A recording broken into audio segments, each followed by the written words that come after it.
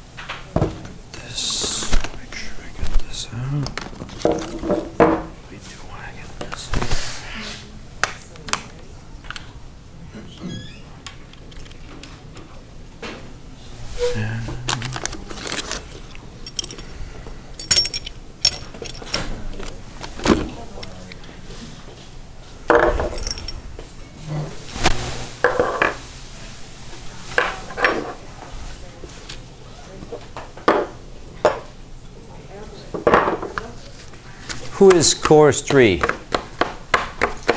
Okay, who is not course 3? Good. You guys are awake? Most everybody responded. There's no issue with respect to you know, knowing ahead or not what we're going to talk about, of course, because most of the class is based on you guys' participation and your project.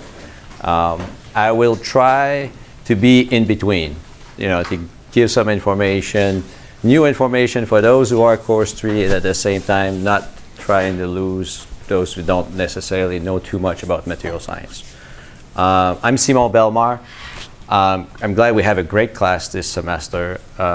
3 years ago, first time I got involved, we really had about 6 students, and it's very different because out of 6 students, if half of them are falling asleep, then you only have 2 or 3 people to with you guys. I'm not as worried. I know I can, you know, see people are following, and try to be interactive.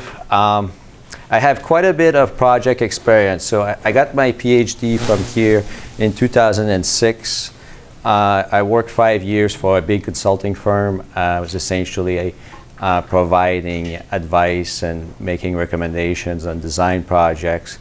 I was also involved in a lot of failure investigations and repair programs for everything from bridges, tunnels.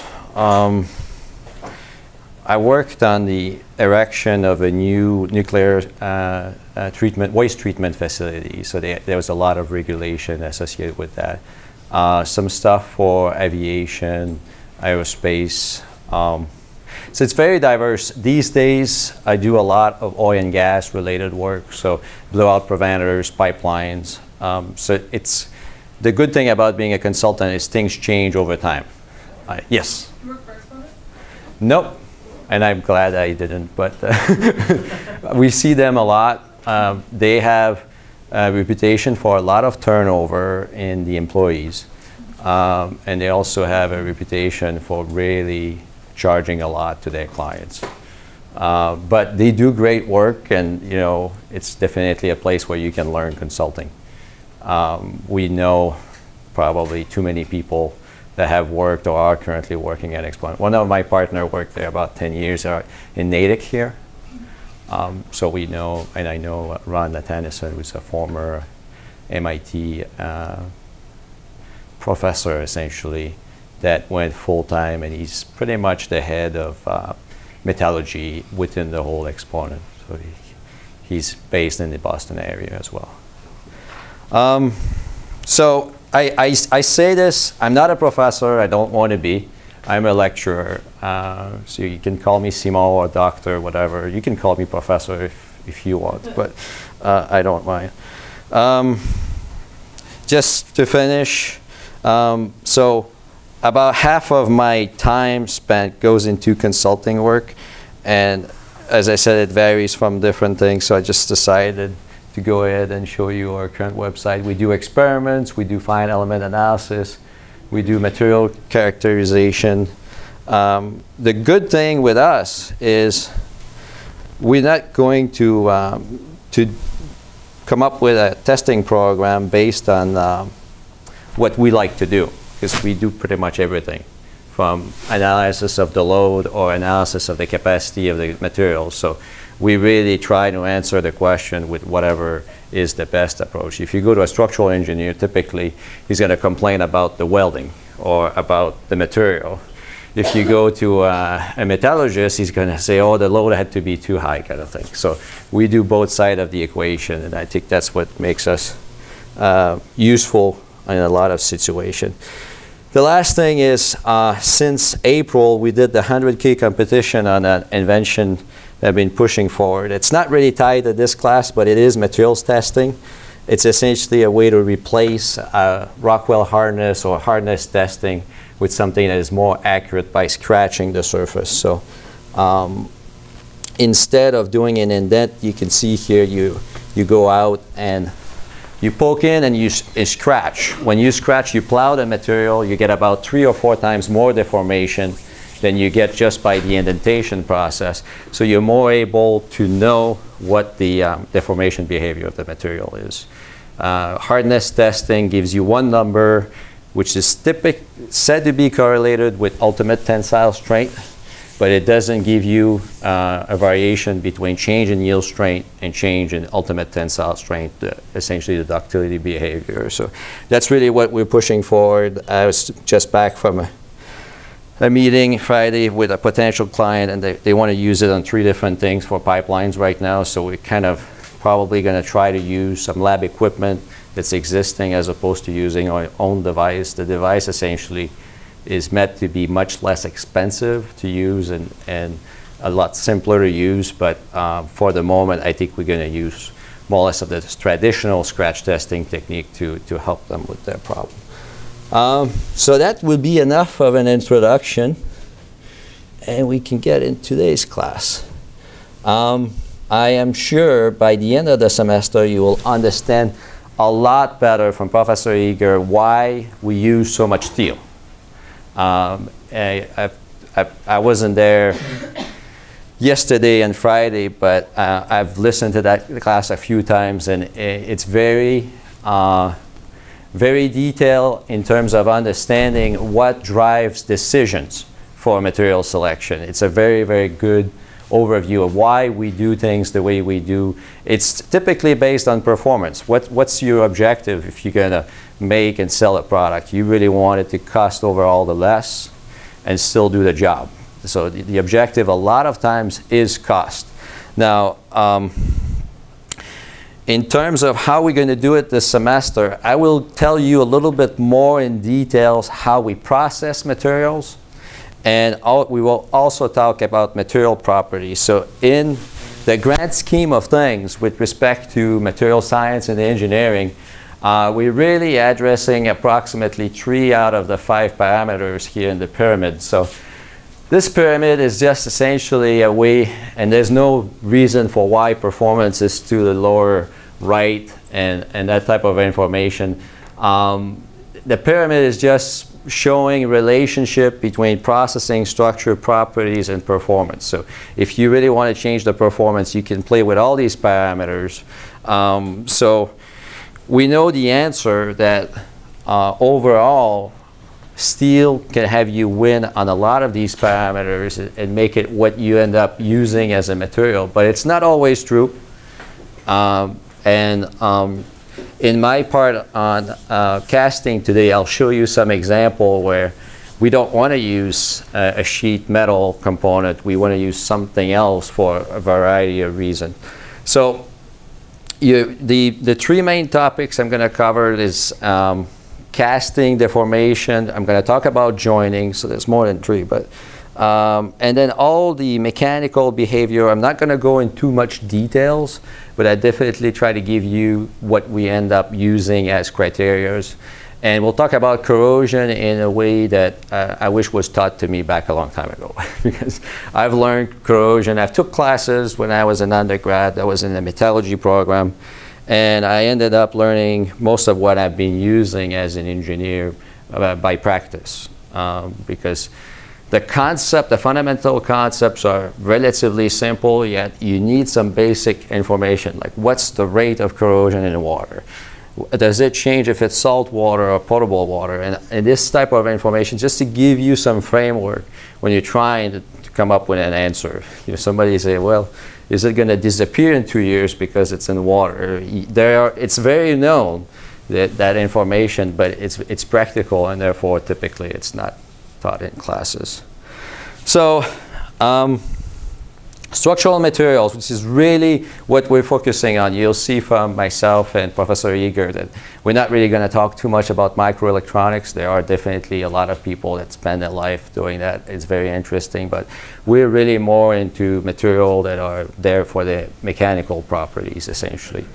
So you have processing, you're looking at the structure and properties, and as you move along, you need to understand their behavior. So putting mechanical behavior, fracture, fatigue behavior, a lot of materials fail by fatigue or corrosion.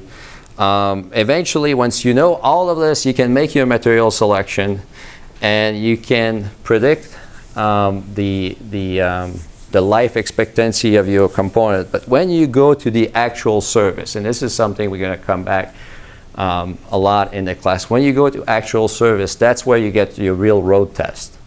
And there are things that you didn't anticipate that become important with a certain material and not with another. And that's why we tend to be reluctant in making dramatic changes. You know, if something is, like a car is made out of steel, and for example, for a while people were using magnesium alloy to make the wheels, and now they had corrosion problems that they never had with the aluminum or the steel.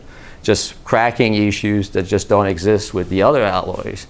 So, you know, General Motors just lost a lot of their reputation and money in replacing these just because it's something they did not anticipate. So it's a loop with respect to making a material selection, then putting it in service and saying, oh, you know, there's this one thing that we didn't think was going to be a problem, and now it's a problem.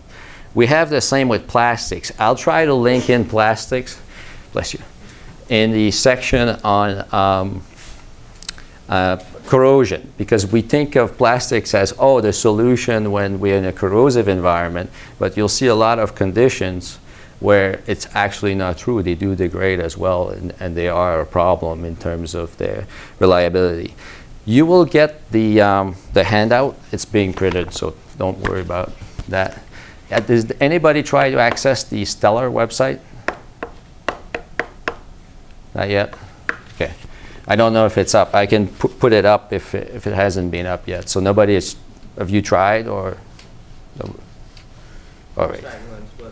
It wasn't there. Okay. Well, we'll fix that. Thank you. Okay. So this is what I started when I was talking about what I'm doing. That you have a lot of things that defines what I call the demand on the structural material. All these conditions that come from the application, the geometry, are you making a joint, what exactly is going on? And then you come to the capacity. The capacity is completely the other side of the equation. It's based on the structure of the material and how you processed it.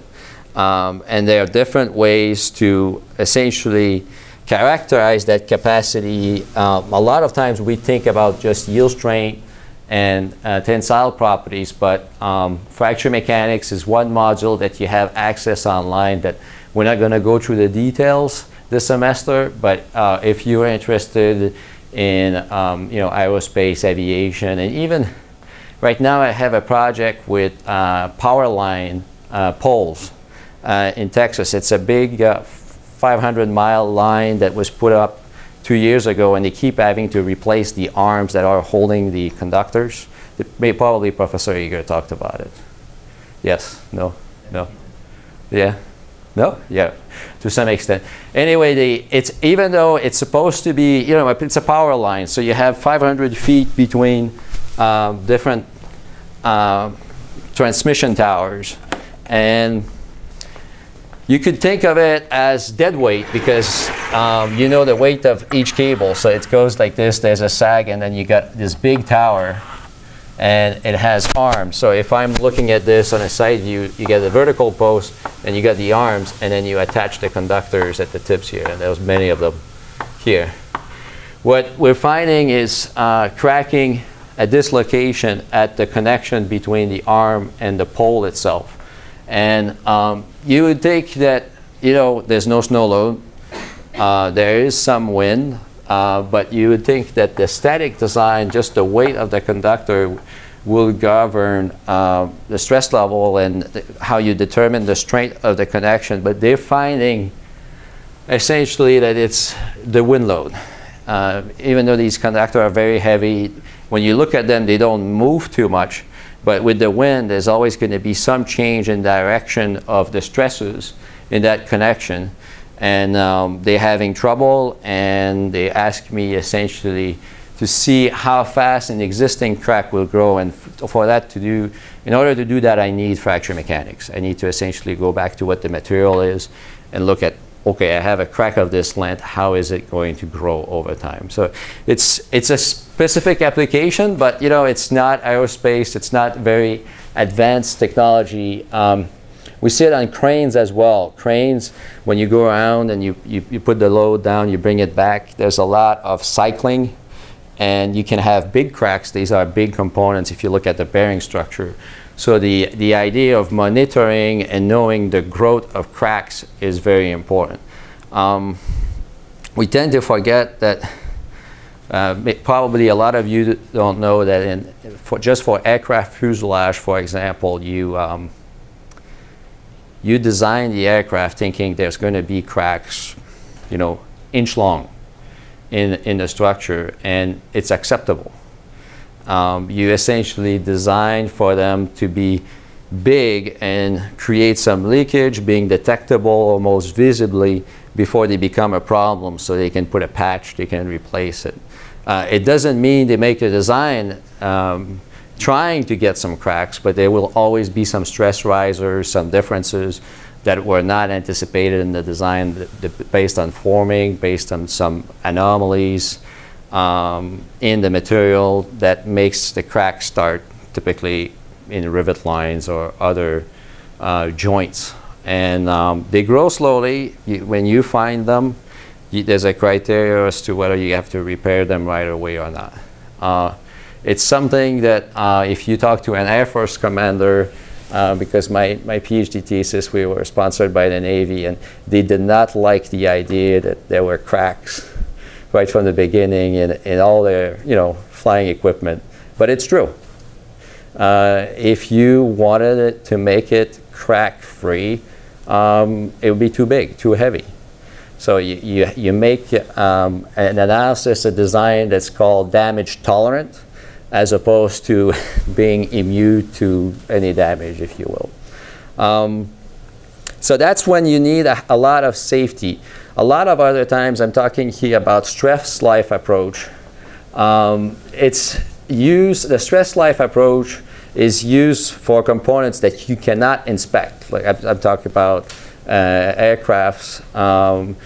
For aircrafts, if you go to the engine components, lots of times the size of the defect that would be a problem is so small that if you go to a turbine blade, you cannot think that you're going to be able to evaluate it, find it through any form of inspection in a reliable manner. And that's why they essentially qualify the material and the parts as assemblies, as individual component, load tested for a certain life. And when that life is expired, you're supposed to replace the components completely. Now, it's obviously very expensive, and there are new programs that I've been involved with where they will take the part and bring them to an X-ray unit or something very sophisticated. They look at how much the blade, these can be very small, the turbine blade, how much the blade is extending over time to determine its surface use. The blades extend by creep process, just like plastic do, just under constant load. And there's a limit criteria where if it's stretched too much, then you will definitely start initiating and growing cracks. So it's the basis is to say, I don't want to take a risk. I know I can't expect to find the cracks. Thank you so much, Jerry. All right. We get the whole set. So I can't expect to find it. I'm going to replace it, or I will really go to the highest resolution inspection tool I can find to, again, verify that there hasn't been any small or existing cracks. take it. I'll pass it. You guys are all full, so I can pass it around. So, today, casting, it's one of those things that happens to almost every metal. So, I think it's a good way to start there. And what we'll do with my processing overview, we'll go to what you do after casting. You do some deformation processing maybe. Eventually, you're going to do some heat treatment. You're going to join it with other components. So we're really going to try to go over all those critical steps that takes you to a part. And I got some parts here that we can talk about. First thing I wanted to do is tie in with Professor Eager on the discussion of steel. This is a phase diagram. It essentially shows what happens to an alloy that has iron and carbon depending on the temperature you're at and the amount of carbon. If you have steel, you are definitely on the left side of the diagram here. Typically, you're between 0.2 to 0.4% carbon. And you can go to all sorts of heat treatment. If it's just a regular structural steel, you'll just cool it relatively slowly to have a microstructure that's a compromise. It's not super strong, but at the same time, it has a lot of ductility. And then you can go to some very sophisticated heat treatment here to increase the strength by a factor of 5, as much as a factor of 5, just by adding a little bit of alloying element. Then you can go some more heat treatment, and then all of a sudden you have both strain and ductility. But you did pay more. You added some extra alloying elements that allow you to do that thermomechanical treatment. What we're focusing on today is different. So if you look at a higher carbon percent right here, what you see is the liquid phase. You can be liquid at a lower temperature. And that's why historically we were able to do cast iron more than we were able to do steel, because you can melt it and have something that's completely melted, an alloy that's completely melted at a temperature around 1200 degrees centigrade as opposed to 1600 degrees centigrade. And when you go up in those temperatures, what becomes the problem is also the mold. It's easier to have a mold for cast iron. It's easier to heat to 1200 than it is to 1600. Yes? What are the materials that they typically use for these molds? You typically have slurries, like essentially it's a form of ceramic that has a binding, so and you have to center it into something that's relatively stiff, and you have a lot of thermal shock to that mold when you start putting the liquid metal, and that's really what governs the design. You typically have little voids. It's not a fully dense mold to be able to accommodate some thermal expansion and have micro cracks as opposed to big cracks. Now, we use these alloys, the cast iron, a lot, more than you will think. So I'm just showing here an example of a fitting. You can tell by the detail of the surface, and also when you see these numbers, they're not just imprinted into the material. They are essentially part of the mold. I have the opposite example here. That's a fitting that is not a casting, so I'll pass both around. This one is a casting in the middle. This one was all machined from a bar. And you can tell because they had to stamp the numbers on it. It's machined inside and out. And I can tell you why. Because here, you care about the detail. This actually allows you to make the joint on the outside. So it had to be machined on the outside anyway. And it had to be machined on the inside to get the copper pipe sweated here. So you got so much machining to do, you may as well just start from a wrought product as opposed to casting it. In this example, it's on the inside and out. It's both the casting surface, and the only thing that was really made is the tread. They've cut the treads. Yes? What kind of like size accuracy can you get with cast iron? Oh. Don't you have like a size limit? You can only really get with machine. You mean? No, for like small details. Okay.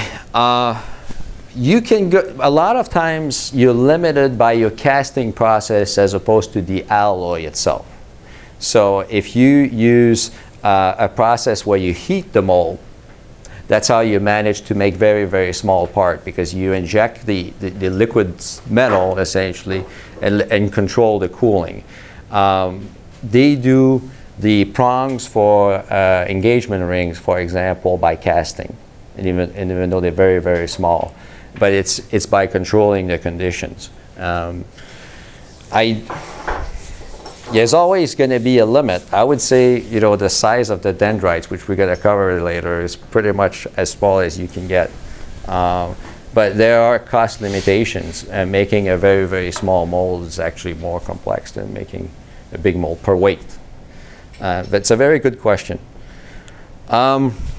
So I'm trying to go, the valves. Valves are also very typical, because say you have a ball valve or you have a gate valve, it's a very complex geometry, and the idea of making a casting and then just machining the critical surfaces where you need to put a seal, you need to make a joint, is a lot less expensive than taking a big chunk of metal and then machining it or trying to forge it. And also other processes we will talk about a little bit. Just try to go from simple to more complicated. Now, we think of cast iron as something brittle, right? It's something like you have a stove, or you just somebody, you know, a long time ago hit it, and now that you have a crack, what are you going to do about it? You can't weld it back. There's a lot of issues. It is not always brittle. It depends on how you process the microstructure. So I'm showing two extreme examples here. This is white cast iron. You can go to a treatment where you will essentially separate mechanically and by heat treatment the brittle phase, which actually is more or less the black here, from the matrix. If you go through a very special thermomechanical process with a little bit of alloying element, you get the structure where the brittle phase are just really small nodules. And that's the ductile iron, and that's what's used the most for water pipes. So you get 3-4 feet diameter power pipes are very common for water distribution. If you are in a water treatment plant, you'll see all these with flanges, essentially. So the advantage for installation is you bring these parts to the field, and it's all bolted connection and seals. Now, in order to make those flanges, make the wall, again, it's a lot easier if you can cast it. Now, there are a lot of processes. One is you spin the whole mold to push the metal to the outside. Is a typical way where you go, how you're going to do these big pipes. Because if you really try to pour the metal from one end, you get a very different microstructure at the bottom than at the top. So the idea of being spinning and gradually putting the metal in ensures you that you get the fine microstructure, the homogeneous microstructure that you're looking for. So why are we doing it? Cost of manufacturing. Because once you're done with these parts, and typically, so your mold essentially is on the outside, and you need to be able to take it off, of course, and reuse it. But the general idea is you don't have to do any machining, and you don't have to do any joining. Because another way to do this would be to fabricate these flanges out of plates and have pipes and weld them together. But now all of a sudden you're introducing a lot of manufacturing steps, and you need more inspection, and there are things that are going to be variable that are not really a problem here. Once you've set up your process, you can manufacture many, many pipes in the same way. Now, you need a large volume to come up with that process. So again, they're very used, and it was a surprise to me because I always thought, okay, we use steel or plastic, but there's a lot of cast iron, especially in waterline.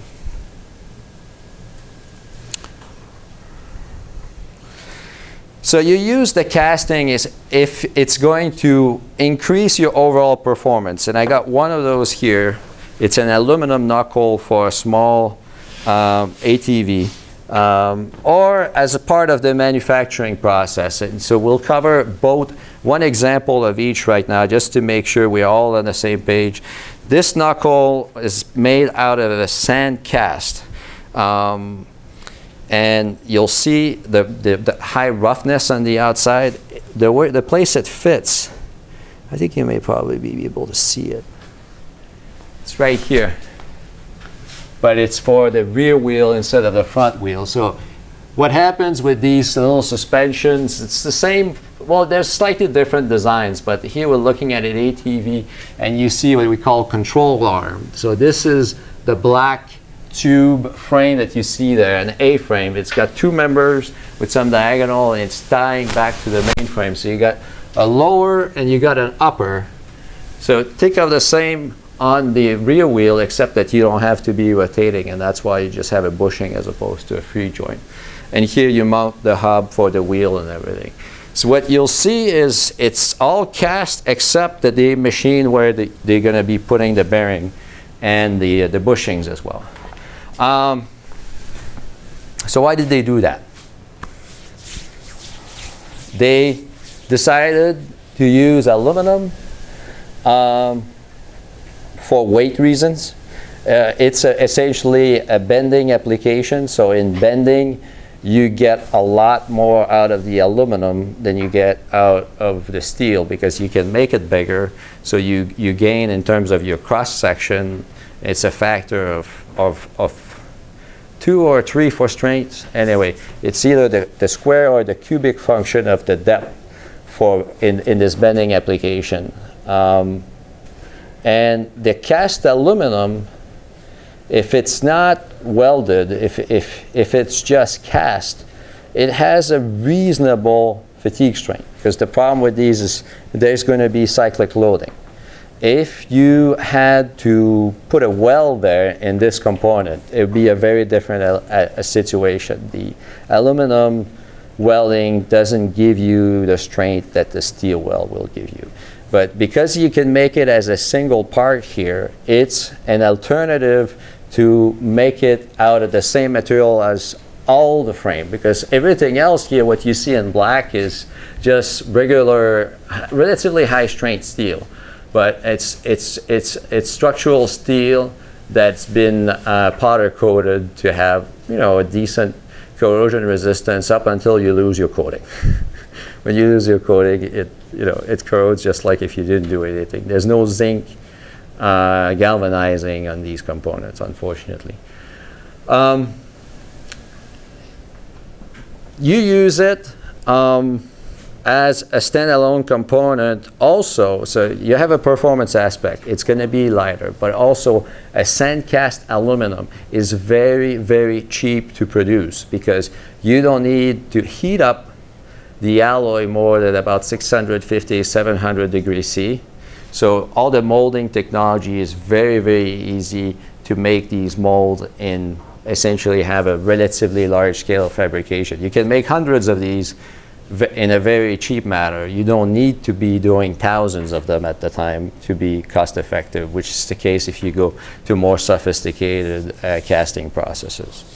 You could probably per part make it the same price if you had a die casting, but it's all the tooling and processes to get to that point. Now, I'm mentioning some names that we'll go over just in a few minutes. Before, the majority of metals that we use are wrought products. So you went through casting, and then there were a lot of subsequent steps in terms of the formation processing and heat treatment to get to a product here that you can just use as is. You can join it with something else, or you can machine it. There are different options. So when you go to an online retailer, you go to McMaster and buy some metal, unless you're looking for something very specific, it's going to be a wrought product. This is an example of how you make that wrought product. So we're looking at steel coming out of the furnace. It gets poured into a mold. It's continuously cast. And you can see these billets coming down here from the left to the right.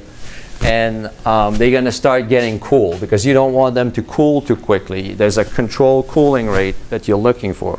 So this is a schematic of these processes for continuous casting now. And what happens in continuous casting is you get a very different microstructure. Now we're looking at a cross-section of those bars. And you get a very different microstructure in the core than on the skin. So here you had the more rapid solidification where you form what we call dendrites. And I'll show you some schematics of dendrites. Then you go to a more equiax casting, and at the end, in the very middle where you have the letter B, is the slowest cooling rate. And that's typically where you're going to have voids, porosity. You can also have more inclusions right in the middle. You can look at it in a schematic way as well. I will try to explain why this is happening just a little bit. We talked about having an alloy that has a low melting point. So with this cast iron liquid, right at that temperature over here, just 15, it's 1150 more or less. So if you have that composition, you're going to be liquid up to that point. Then what happens? That's where a little training with the phase diagram is very useful. So if you're right here and you see you were liquid, and here it says austenite plus cementite. So this is an area where you don't have a single phase. Now you're forming two different types of materials at the same time. You form the austenite with this composition here, and then you form the cementite with a lot higher carbon content. What needs to happen here is you need to move that carbon. Some of the carbon that used to be all homogeneous everywhere, some of it needs to go on one side to reduce the amount on the other side. That's really what we're trying to do. And let's see here, I don't have that slide. The consequence, the basic consequence of it is you pushing the alloys, the alloying element. There are a lot of reasons. It's essentially trying to get to the equilibrium, but it doesn't. So what happens in the end is you form these dendrites. So you have one phase here forming. Typically, it's a phase that have less alloying elements. So this, in the case of aluminum, would be more like pure aluminum. And the silicon is essentially moving away, staying in the liquid, because it doesn't really like to form the solid at this point. So you form this microstructure that is really not homogeneous. Very low silicon content in the core, and higher silicon between these little fingers here called dendrites. Now, there's a lot in terms of why exactly we form dendrites. The best way that I think I can explain it, and you'll probably agree with me, is I can do it this way. I can be on a flat here and have, say, aluminum, and then aluminum plus silicon. So that's my liquid, that's my solid. That's one way to do it. If I end up with a little perturbation where it looks like this, what happens is I can push the silicon on the side at the same time that I'm moving forward. So instead of having to push all the silicon on a plane like this, so this is the movement of the silicon. Now I got silicon going this way, I got silicon going this way, and of course I got some going to the front as well. But you can take that essentially over here in this zone, you're going to be closer to the bulk, the initial concentration of silicon than on the sides here, because over here you get a higher concentration of silicon. So that's what, on a most basic scheme, that's what creates that instability. If you have enough of a difference in solubility, if you're going fast enough, that's what's going to happen. If you go super fast, that's the opposite. Everything is going to crystallize all at once. So in general, we try to avoid this to the extent we can, and there are multiple ways to do it. If we go back, I think the first time I mentioned about these dendrites, it's probably even all the way to here. You form the dendrites on the outside, but when you're in that mold, what has become probably only 15 years ago, they started to introduce a magnetic coil here in this process where you start to solidify, and that essentially makes enough spinning of the metal to break the dendrites. So it allows you to reduce, you don't eliminate it, the process still wants to go that way, but you reduce the amount of segregation. They actually measure that you get less difference in that alloying element from close to the skin to the very core, which is the biggest problem. If it was just to get weird shapes, by starting to deform it, you can get rid of them. What is more difficult is when overall, let's say we're talking about steel, if your concentration of carbon is significantly different on the surface than in the middle, you'll have to go through a lot of subsequent thermomechanical processes to make the carbon the same through the thickness. So the idea of the dendrites is we can't really avoid them, but there are a lot of ways to minimize them. Now, let's go back to that silicon here. That's the typical aluminum alloy has aluminum and approximately 10% silicon for those reasons of lowering here the melting point, and also forming this dual phase structure helps you overall to have relatively small grains. You're forming two types of grain at the same time, so it's creating a lot of interfaces. It's also good for increasing your strength. Your pure aluminum is really, really soft, so the idea of having some alloying in the aluminum is really good for increasing the yield strength. So the case of aluminum here with our silicon, again, say you have a little less of it, you're going to start forming almost pure aluminum because you have two phases when we cross this zone here, and you're forming pure aluminum that's going to be in your dendrite, and then you get the higher phase silicon when you reach the critical transformation temperature. So you can see that the rate of cooling is going to affect how much segregation and how fine of a microstructure you're getting. If you go really, really fast, you'll form more of these little sites that are going to nucleate and grow the microstructure than if you go at a low rate. And that's why die casting is more used than anything else when you're looking for higher performance casting for aluminum. Why are we getting these phase diagrams? That's the place where you can shut your ears if you want to, but I'm really gonna try to explain it. The upper figure is the phase diagram. That's what most people have seen. Whether you like it or not, you've seen a phase diagram. What I'll try to do just a little bit with you is talk about how we make a phase diagram and why it is the way it is. So over here, we have the energy, the volume energy of each phase as a function of composition.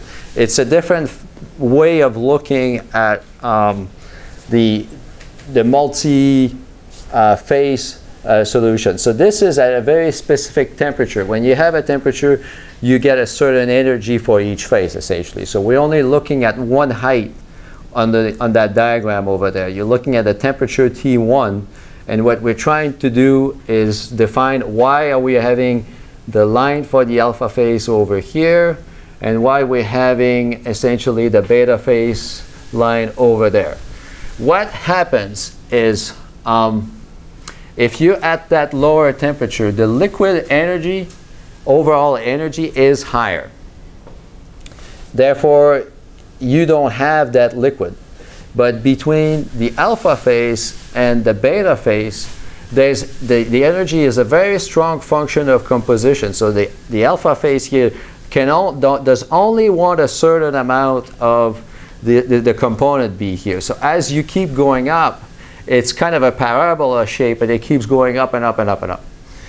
The beta phase here, which is B rich, is the same way. If you increase the amount of component A, it keeps going up and up and up. So what the system tries to do in terms of thermodynamics is say, I'm going to be in the lowest energy state.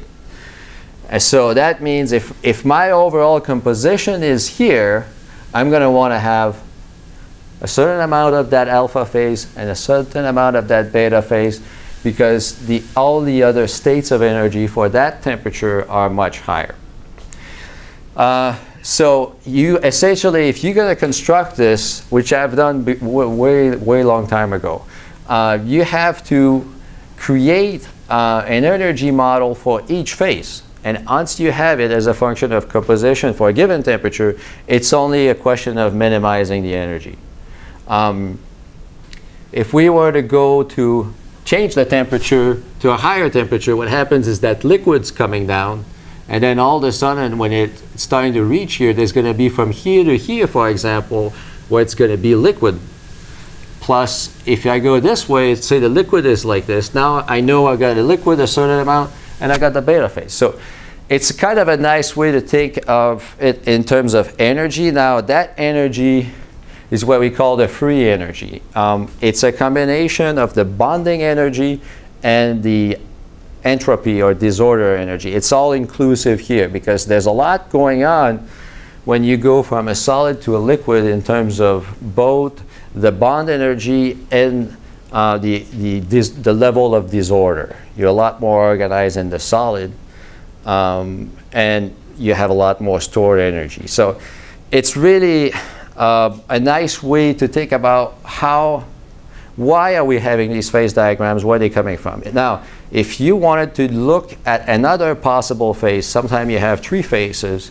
In this schematic, you can add it as well. That's how you solve for multiple phases, trying to figure out the proportion. You can do it as long as you know these individual curves, because it all starts by defining those way before you get to draw a phase diagram. That's as detailed as we can get. So this is a typical casting process where you have to decide where you put the metal from. So you make your shell, and in this case, in the middle, you pour from you pour. You don't use gravity. It's pressure-fed casting from the bottom. It allows you to reduce your variation in processing when you're not relying on gravity. When you do it the other way, it tends to go at the speed of gravity. It will splash in different ways. If you go from the bottom and raise your liquid, you can literally control what's going to happen. We talked a little bit about the sand casting, where you get your part, you get a pattern of your part, and you break open your mold and eventually fill it in with the metal. This is investment casting. The main difference here is we call it also lost wax casting, and you probably will hear of this because it's used for titanium alloy. I had a project where we were putting it in the primary structure of aircraft wings. The reason was that cast titanium gives you really good properties. So the idea of casting it, you reduce the amount of processing and you get similar properties. It was very attractive for us to do it that way. The one limitation is, even though this is a very controlled process where you make the part out of wax or plastic, then you build up the mold around it. You liquefy your wax to empty it, and that's how you create the internal shell. And then you can inject the metal. But you're going to need a new mold every single time you make a part. It has advantages and disadvantages. For very custom jewelry design, They could make it out of the computer if they wanted to and print it here. They were starting to do that. It's since maybe 3 or 4 years that they were starting to print these instead of having to make a pattern and then have a mold of the wax, which is the most typical way. You make your part out of a mold, you break the mold, and you assemble it together. So you will have, say, you can make different designs here, and then you assemble them on that Christmas tree to cast them all at the same time. This is all about efficiency. If you're going to melt a certain amount of metal, have to deal with all the oxidation when the metal is really hot, you really try to make as many parts as possible all at once.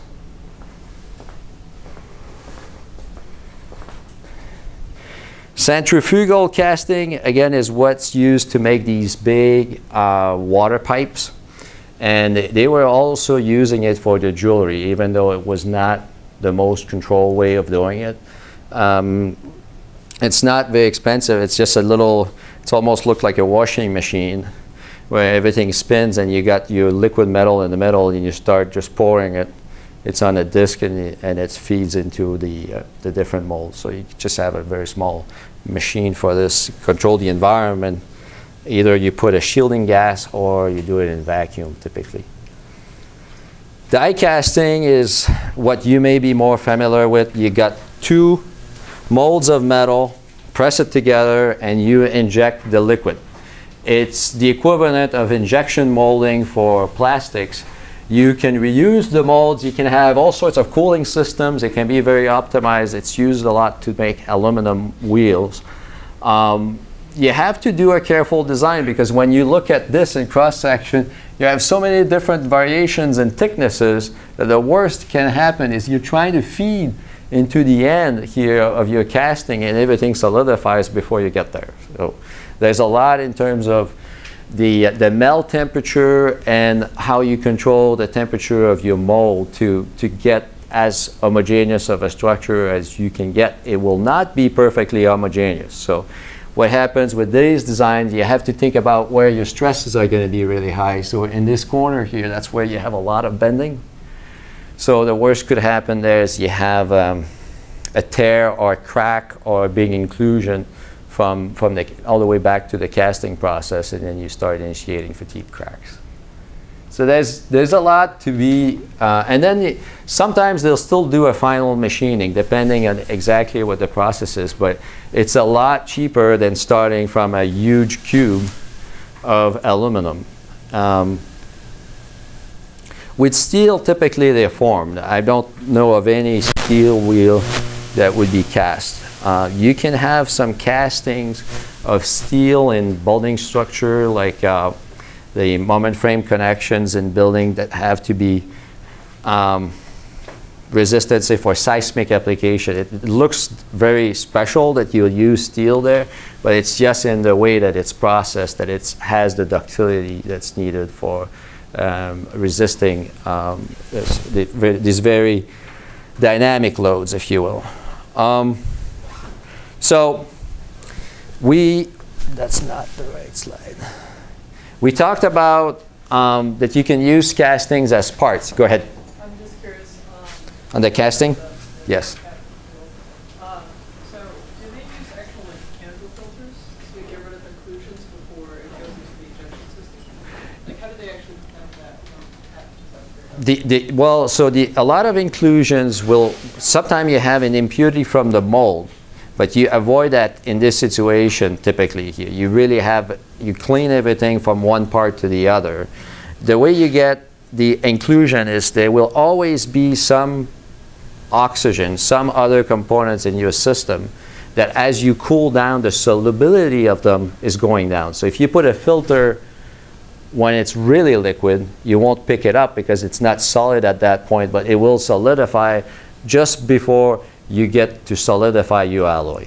And that's what's really annoying about it, because you always get these inclusions. They just show up right after you inject your metal into the mold. What you want to do is control their size, really, and their distribution. So sometimes you're actually going to add another impurity just to make sure you get a little shape of inclusion that is not going to be harmful to the part. The main good thing is they tend to be forming closer to the end of the solidification, so closer to the metal than they are to the surface. It's a very good question. Well, I'd have to let you go, but if anybody has more questions, you can come and see me. I'm happy to talk. Tomorrow we'll continue this.